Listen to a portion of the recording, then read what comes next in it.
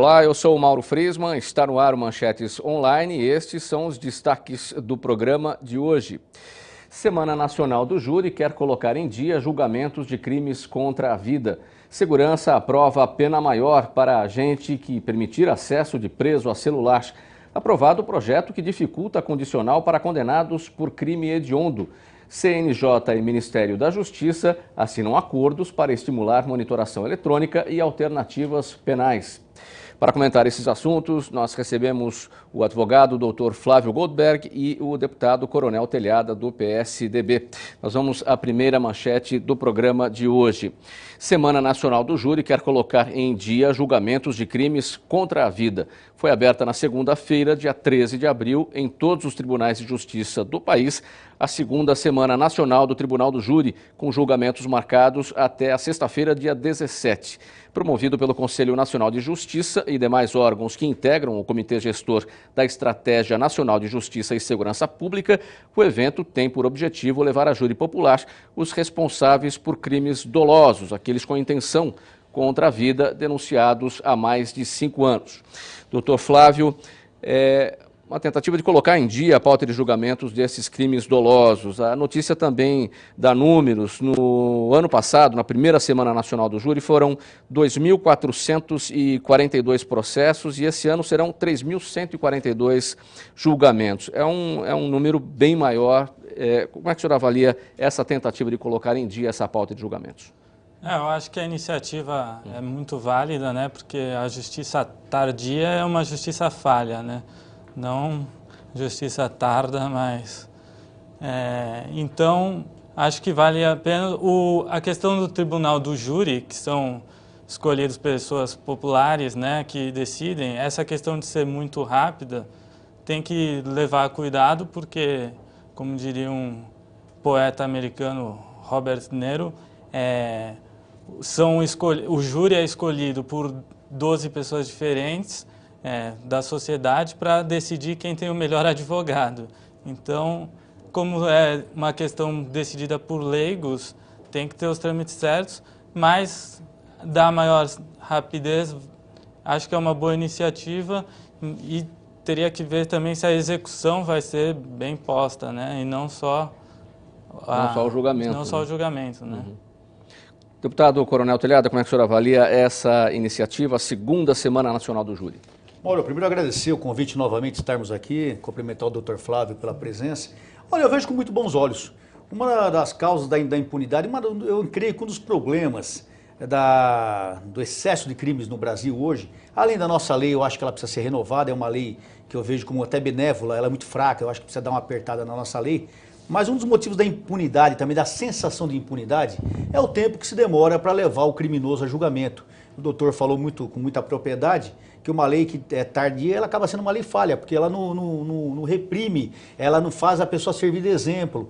Porque quando a gente aplica a lei numa pessoa, faz com que ela pague os seus erros, esse pagamento dos erros não é simplesmente para a pessoa, é para a sociedade também, para que os demais entendam que quem errou, pagou. Então essa brevidade de fazer com que a lei seja cumprida, que a pena seja dada, que a pessoa seja levada a julgamento é muito bem-vinda, porque além de desafogar essa fila que é imensa, vai fazer com que o resultado venha mais rapidamente. Então aquela pessoa que praticou um crime, com certeza, tribunal de júri é crimes contra a vida, são crimes graves. A pessoa serve de exemplo para os demais, tá vendo?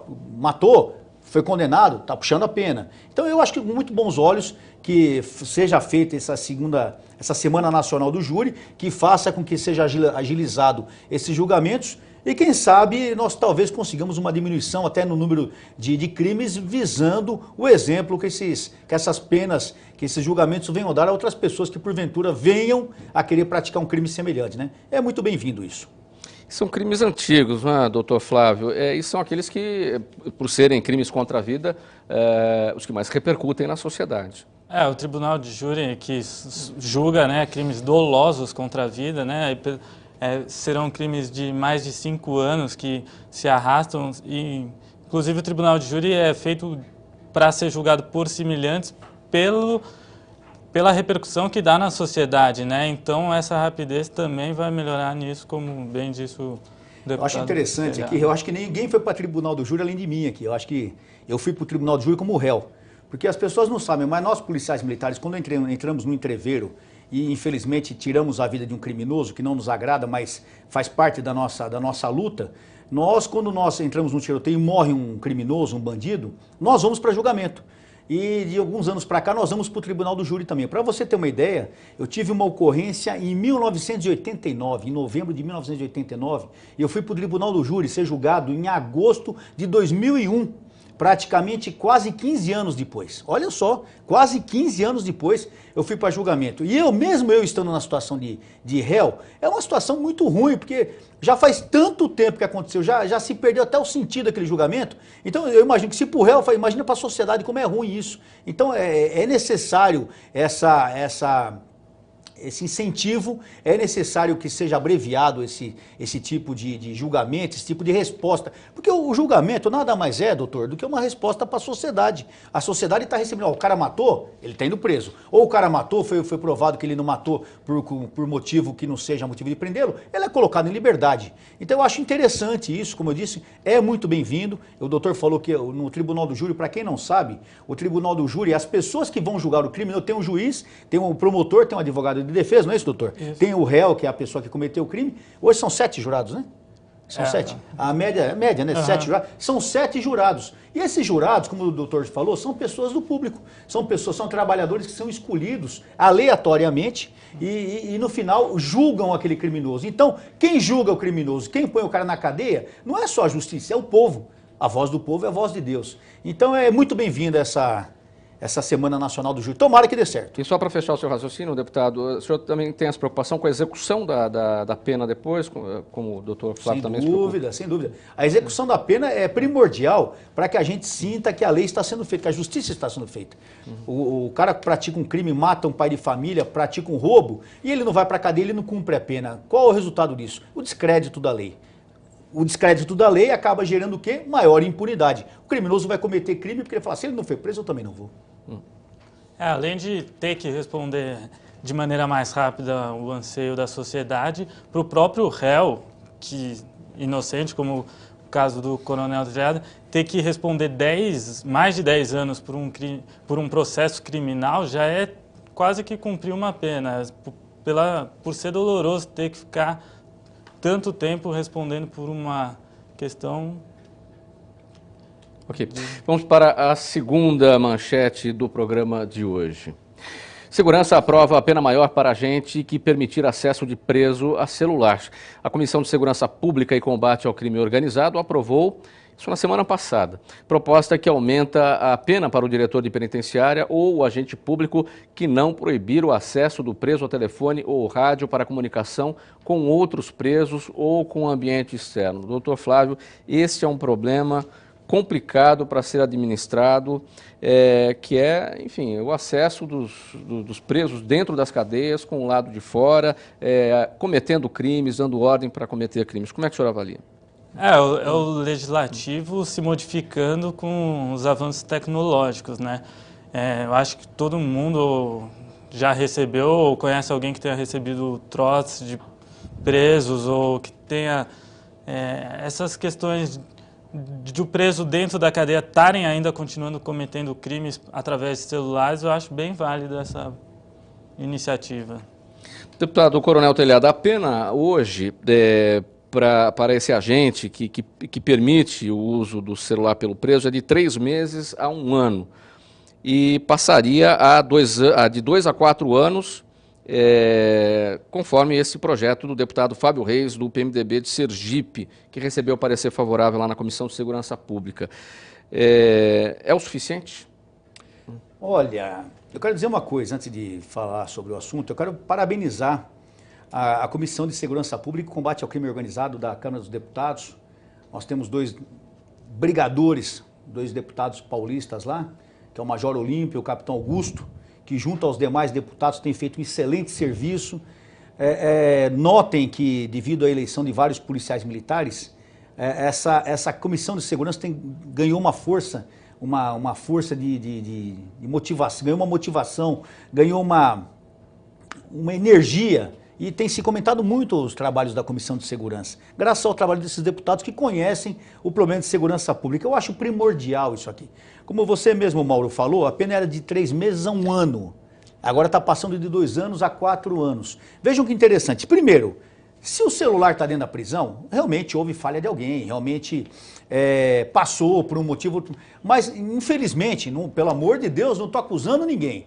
Mas, infelizmente, pela própria imprensa, né, doutor, nós acompanhamos, e na maioria das vezes há conivência de agentes públicos para que se ingresse aquele equipamento lá, seja o entorpecente, seja o celular, seja o que for, até armamento. Agora está bem controlado, mas antigamente até armamento entrava, Mauro. Era uma coisa absurda. Então, normalmente, infelizmente, há conivência do agente público, o que é um absurdo. O agente público está lá ganhando para não deixar acontecer isso e ele está fazendo. É um absurdo isso, né? Lembrando mais uma coisa, o agente público, para ele perder o cargo, para ele perder a função, ele precisa ser condenado a pena superior a 2 anos. Então, além dele ser condenado, se ele fosse condenado de 3 anos a 1 ano, ele não perdia o cargo público, ele mantinha a função. Se ele está sendo condenado com pena superior a 2 anos, como é a proposta agora, de 2 a 4 anos, ele, além dele ser condenado, além dele preso, ele vai perder o cargo público. Então, eu acho de suma importância, eu acho super bem-vinda essa proposta, esse projeto, onde vai se aumentar a responsabilidade. E quem cumpre a lei não tem o que temer. Os bons servidores, os bons policiais, os bons agentes não tem o que temer. Agora, aquele que tiver imbuído de fazer qualquer coisa errada, tiver interessado em levar uma vantagem ilícita, esses têm que botar a barba de molho, porque a giripoca vai piar. E que precisa passar pelo plenário ainda, não é, deputado? Se Deus quiser, vai ser aprovado. A matéria recebeu um parecer na comissão, ela precisa ainda ser votada pelos deputados. Mas eu acho que a tendência das votações são muito positivas, porque eu não consigo entender um deputado, seja ele federal, estadual, um senador, um presidente da república, um governador, um prefeito, eu não consigo entender um parlamentar eleito pelo povo não aceitar uma lei dessa. Porque se ele não aceitar uma lei dessa, ele está protegendo o bandido, está protegendo o criminoso. Então já mostra o que ele veio para ser eleito para proteger bandido, deve ter sido eleito por bandido. Eu entendo que quando você faz uma proposta para colocar o bandido na cadeia, para apertar a lei, para fazer com que o criminoso pague pelos seus crimes, eu não entendo, eu acho difícil um parlamentar sério não votar a favor disso. Então eu creio que essa lei vai ser bem aceita e possivelmente que passe lá pelos outros setores que faltam passar, seja aprovada, vire uma lei e a gente consiga apertar um pouco mais nesse aspecto. Doutor Flávio, uma medida importante, porque o que se viu até aqui, por exemplo, o uso da tecnologia para impedir o funcionamento dos celulares, dos equipamentos eletrônicos dentro da prisão, de dentro para fora, definitivamente isso não funcionou. Como disse o deputado, no mínimo o agente age com negligência, né? E tem em um âmbito que não pode haver qualquer tipo de falha, ainda mais a esse nível. Então tem que haver a responsabilidade, com certeza. Mas é bom lembrar agora aqui, só fazendo um parênteses, doutor, que nós temos, eu não sei se está em todas as cadeias, agora acho que em São Paulo já está valendo, aquela lei, me fugiu o nome, de não revistar as pessoas, como que tem um nome próprio. Me fugiu agora, uma lei que tá, na Fundação Casa já está acontecendo. As pessoas não podem ser vistoriadas, as mulheres não podem ser vistoriadas. E eu estava conversando com agentes Passariam públicos. por escaneamento. Tem que passar, e não tem scanner. Então eu estava conversando com os agentes públicos, os agentes de guarda da casa, Fundação Casa, já teve 3 problemas sérios envolvendo armamento, inclusive. Então eu não entendo, gente. Falam que a revista... me fugiu o termo. Revista íntima. Mas ela é... abusiva, constrangedora. Constrangedora. Gente, pelo amor de Deus. Você vai visitar o ladrão na cadeia, vai me desculpar, é ladrão, não é interno, é ladrão. Vai visitar o ladrão na cadeia, ele matou alguém, ele roubou alguém, ele está cumprindo a pena e a pessoa, isso é constrangedor. Constrangedor é um pai de família ser assassinado na frente, é uma mulher ser estuprada, é um vagabundo com uma arma na mão, dá tiro na cabeça de uma criança. Isso é constrangedor. Agora, a família tem que entender que ela tem que ajudar sim na segurança. Então isso aqui é interessante, mas é bom, eu acho importante uma lei que retome a revista íntima sim. Porque eu cansei de ter ocorrências, vão me perdoar os telespectadores, eu cansei de pegar ocorrência onde mulheres guardavam objetos na vagina, joias, entorpecente, até armamento, arma branca eu já peguei. Homens que colocam no ânus. Acontece, o scanner é importante sim. Enquanto nós não tivermos scanner, como é que fica? Tá lá os nossos agentes de segurança arriscando a sua vida, porque se entrar uma arma dentro da cadeia, o primeiro que morre é o agente de segurança. Então essa lei é importante. mas que é importante que seja retomada a visita íntima, seja feito alguma coisa, doutor, você que o senhor é advogado, muitas vezes o senhor pode concordar comigo, mas é importante que seja feito algum procedimento que impeça que qualquer visitante leve para dentro da cadeia qualquer objeto que possa não só ser usado em crime, como possa colocar em perigo não só a vida do guarda de presídio, mas de outros presos que estão lá em cargo do Estado, não é verdade? Verdade, concordo. Vamos para a próxima manchete do programa. Aprovado o projeto que dificulta condicional para condenados por crime hediondo. O plenário da Câmara dos Deputados aprovou nesta quarta-feira, dia 25, o projeto de lei número 7.224 de 2006, é de autoria do Senado Federal, que permite a concessão de liberdade condicional a condenados por crime hediondo, prática de tortura, tráfico ilícito de entorpecentes e drogas afins e terrorismo, apenas se eles tiverem cumprido mais de 4/5 da pena. A matéria deve retornar ao Senado devido às mudanças. Bem, essa mudança, essa alteração, a pena hoje é de 2/3, passaria a ser 4/5. de 4/5. Qual a sua avaliação inicialmente, doutor? O novo legislativo está fechando o cerco, principalmente para crimes hediondos, né? Já está tendo a discussão da redução da maioridade penal, o feminicídio. Agora, para mim, não deveria nem haver concessão de liberdade condicional para crime hediondo, né? Crime hediondo, o doutor falou tudo. O próprio nome já se basta, né? Olha, vejam bem, o doutor falou tudo, é interessante. Eu acho que não, ótimo, se apertou mais ótimo, que já estava frouxo demais. Mas eu entendo que não deve haver... Gente, doutor, o senhor estudou muito, o senhor é um homem estudado, eu sou policial, não sou formado em direito, conheço a lei das ruas, a lei que a gente aprende prendendo bandido, mas o senhor é um homem que estudou bastante, então o senhor, se Deus quiser, pode chegar a juiz, a promotor, até um cargo público pelos seus estudos. Então eu entendo o seguinte, Mauro, o juiz estuda pra caramba para chegar a juiz, o promotor estuda, o advogado estuda, vai todo mundo lá e briga, né, doutor? Briga lá pra gente, vamos dar 10, dá 15, dá 20, dá 30 anos, dá 40 anos de cadeia pro safado lá. Aí a nossa justiça, a nossa progressão penal, daqui 10, 15 anos o cara está na rua, eu pergunto, para que estudar tanto? Porque já não faz. Então eu acho, a mudança, a progressão penal é uma coisa que me incomoda muito. O cidadão foi condenado a 50 anos de cadeia, ele tem que puxar 50 anos de cadeia. Porque ele tem, eu sempre digo, a punibilidade, ela tem que servir de exemplo não só para o criminoso, mas para os demais também. Quem pensa em um dia praticar um crime igual, fala, meu Deus do céu, o cara tomou 50 anos nas costas, eu não vou fazer isso. Agora, se o cara, a outra mata pai e mãe, 11 anos está na rua, eu vou matar pai e mãe também, porque é um bom exemplo. Então, o projeto que dificulta para condenados a liberdade condicional, ótimo, ótimo. Mas concordo em grau número de gênero com o doutor Flávio, quando ele diz que não deveria haver.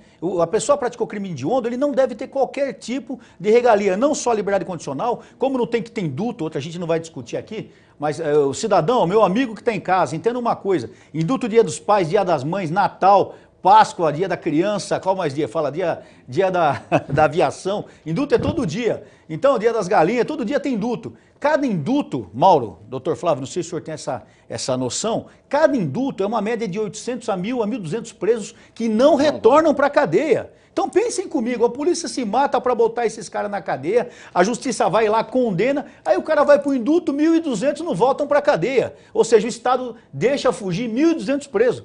Gente, a culpa depois é da polícia, que a gente não faz nada, polícia não trabalha, é complicado assim. Então eu acho que nós temos que apertar, como o doutor Flávio falou, apertar cada vez mais. Aqui, graças a Deus, os deputados, os senadores estão atentos, eu espero que continuem atentos a essa matéria, apertando muito mais, mas ainda está frouxo, Tem uma questão difícil de entender, a sociedade sempre acaba perguntando, doutor Flávio, determinada pessoa condenada, por exemplo, a 250 anos. A gente sabe que não vai ficar 250 anos na cadeia, a pena máxima é de 30 anos e quando muito, né, fica 5, né? Quer dizer, como é que explica isso para a sociedade? Quer dizer, é difícil entender essa equação, né? Inclusive, iniciativas como essa daria o real cumprimento da pena que foi imposta, né? Cumprir na integralidade, né? Senão acaba se tornando uma pena de fantasia, né? Uma sentença só de aparência, né, para maquiar, porque na prática ele já faz as suas contas matemáticas e sabe que vai cumprir bem menos do que isso, né? que isso acontece, Mauro, deputado? pergunta para mim, que todo mundo quer perguntar. Coronel Telhado, o senhor é a favor da pena de morte? Pergunta para mim, por O senhor é favor. a favor da pena de morte? Não. Não sou. 250 anos de cadeia seria a pena de morte. O Coronel Telhado era da rota, tem tiroteio, ele é a favor da pena de morte. Nunca fui a favor da pena de morte. Nunca fui. Eu acho que a pena de morte não é solução. Eu acho que ela não traz a realidade da vida da pessoa. Eu acho que o cidadão ele tem que cumprir, como o doutor Flávio falou, foi condenado a 200 anos, é lógico que ele não vai ter 200 anos para cobrar, mas eu sou favorável que o nosso Código Penal tivesse a prisão perpétua. O cara tem que levantar todo dia de manhã, olhar pela janelinha e falar, meu Deus, que desgraça eu fiz com a vida daquela pessoa, acabei com a vida dela e com a minha. E ela tem que se lembrar do resto da vida que ela vai ficar 200 anos preso. Por quê? Tem que servir de exemplo, e todo dia. Agora, no Brasil, se nós tivéssemos pena de morte, o primeiro condenado à pena de morte aqui no Brasil ia virar herói nacional.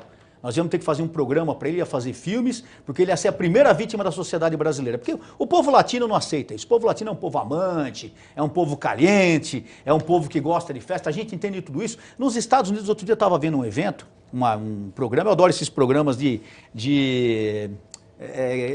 institucionais, né? Eu adoro ver isso aí. E é lógico que você vê coisa de polícia, de crime. Eu estava vendo um programa que falava sobre a pena de morte. Ó, eu sou policial, sou um cara que tive vários entreveiros na rua, sou uma pessoa bem vivida, carreguei infelizmente centenas de caixões de policiais. Então eu tenho uma postura bem firme contra esse tipo de assunto. Eu passava outro dia um filme que falava sobre pena de morte, um documentário, a palavra que eu queria lembrar é documentário, que falava sobre pena de morte e mostrava 3 pessoas que estavam no corredor da morte e a vida dos caras, e porque aconteceu aquilo e tal. E no final eles são fuzilados. São executados, né? Executados. Confesso para vocês que eu fiquei com dó dos caras. Olha, eu fiquei com dó dos caras. Por quê? Porque isso comove a gente. Nós que somos cidadãos, não tem como você ver um cara no corredor da morte, esperando a execução e não ficar comovido. É uma situação, nós somos seres humanos. Então é o que eu falo, a pena de morte, principalmente no Brasil, ela serviria para criar novos heróis criminosos e novos maus exemplos. Mas eu concordo com o doutor que nós temos que ter o cumprimento integral da pena sem desconto. Inclusive a pena de morte não traria o intuito de demonstrar para a sociedade qual o valor da pena, porque o contraventor não tem medo de morte, né? Ele já está se expondo, né? Ao descumprir uma lei, ele já se expõe muitas vezes à sua vida. Então, o que ele tem medo é de cozinhar na cadeia. Então, Verdade. Cumprimento integral. Cumprimento integral eu acho que deveria ser. Agora, só para concluir esse raciocínio, doutor Flávio, aumentar o tempo na prisão diminui a criminalidade. Nós temos 700 mil presos no Brasil. Ficar mais tempo na cadeia diminui? Se você não tem a recuperação do bandido para a reintegração à sociedade? A curto prazo pode diminuir, mas tem que haver também uma questão do Estado de proporcionar educação e ressocialização com trabalho, principalmente trabalho para os presos, né? Deputado, diminui? Lógico, põe todo mundo em cana, vagabundo tem que ir em cana, rapaz. Quanto mais bandido você tiver preso, menos bandido você vai querer ir na rua, porque o cara, eu falei, ele vai servir de exemplo para os demais. Ninguém quer em cana, gente. O cara que foi preso uma vez, ele tem o maior terror de voltar para a prisão. Ah, mas as nossas cadeias são terríveis, não educam ninguém. Cadeia não é escola, cadeia é para cumprir pena. Se o cara não quer sofrer, ele não vai para cadeia, entendeu? Se for para eu fazer uma cadeia com um hotel de luxo, todo mundo vai querer, porque tem cara, infelizmente, pai de família, que passa uma necessidade, às vezes não tem um ovo para comer de manhã, ou não tem uma sopa para dar pro filho, que ele vai falar, o pai de família não tem, se a gente tá preocupado se o preso vai ter hotel de luxo, eu sou totalmente contra qualquer tortura, qualquer tipo de maus tratos. Mas a gente tem que estar preocupado hoje com o cidadão de bem, com o cidadão decente. O cidadão que vai entrar em cana e vai cumprir pena, que no outro dia a gente estava discutindo aqui o negócio do menor de idade. Ah, mas se o menor for para a cadeia, ele vai aprender o crime. Ele já é bandido, ele não vai aprender nada, ele já é bandido. E outra, a cadeia não é escola para educar ninguém. A escola ele tem que aprender na escola a ser educado, aprender na igreja, aprender na família, aprender na sociedade a ser uma pessoa ideal. Quando ele entrou na cadeia, velho, ele tem que pagar a pena, não aprender. Então eu sou muito categórico contra isso, porque eu estou cansado desse discurso que as cadeias não educam, que não sei o quê. Gente, e com isso a rua está cheia de ladrão. Nós estamos aqui preocupados, os colegas que estão trabalhando com a gente aqui, vocês estão assistindo atrás, vocês estão trancados dentro de casa essa hora. Programa passando, vocês trancados dentro de casa. Se você for abrir sua porta, você tem que ter um buraquinho para olhar, tem que ter câmera, tá todo mundo apavorado. Você vai nas casas hoje, Mauro, se não é cadeia, é bunker, pode ver. Se não é uma casa cheia de grade, é um bunker, é uma fortaleza. Gente, pelo amor de Deus, vamos acordar. Nós estamos trancados dentro de casa, os bandidos na rua. E a gente está preocupado se o bandido deve ou não para a cadeia. Vocês vão desculpar, mas Nós estamos discutindo o sexo dos anjos aqui. Vamos botar os caras na cadeia e ponto final. Vamos lá, última manchete do programa de hoje. Conselho Nacional de Justiça e Ministério da Justiça assinam acordos para estimular monitoração eletrônica e alternativas penais. O presidente do Conselho Nacional de Justiça e do Supremo Tribunal Federal, ministro Ricardo Lewandowski, e o ministro da Justiça, José Eduardo Cardoso, assinam nesta quinta-feira, dia 9 de abril, acordos de cooperação técnica para facilitar, ou melhor, já assinaram, né?